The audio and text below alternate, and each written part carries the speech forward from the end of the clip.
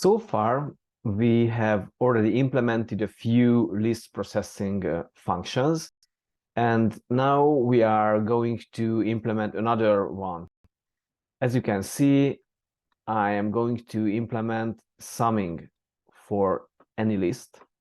For instance, if I pass this list of numbers to this predicate is supposed to return the sum of those numbers in this variable.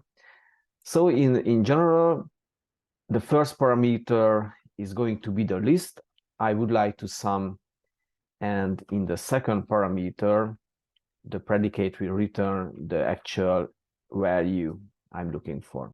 Okay, as always, first we have to think about what a base case could be. Well, naturally, the base case is when the list is empty. Then we definitely know what is the value for this sum. It's 0. In the next step, we need a recursive rule because we need to process the list in an iterative way. And as always, we take the head element. So what to do now? Of course, at the end, we will come up with a value for this variable sum out.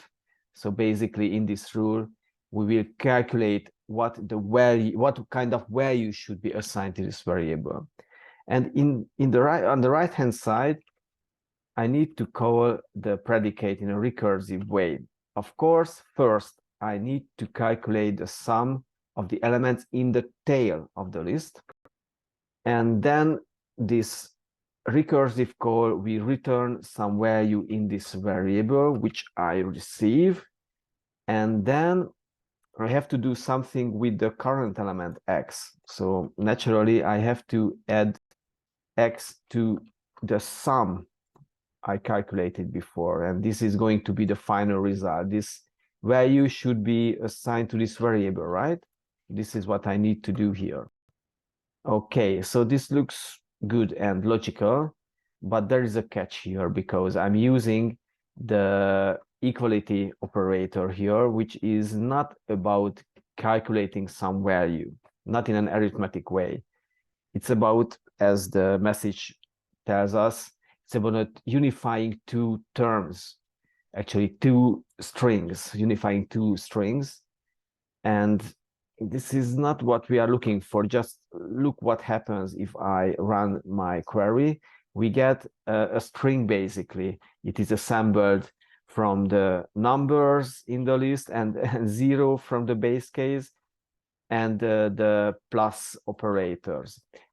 We are not interested in this string, but we are interested in the actual value of this expression, right?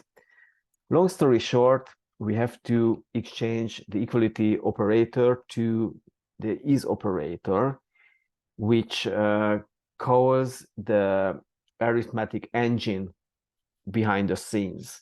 This is going to calculate the actual value, and you see it's working. Okay, we are basically done. Maybe it makes sense to check out the trace step by step. So first, the list gets shorter and shorter until we hit the base case when the list is empty. At that point, the sum value is returned, which is 0, and then we just backtrack it, and this is going to happen step by step until we get the final result, which is 24.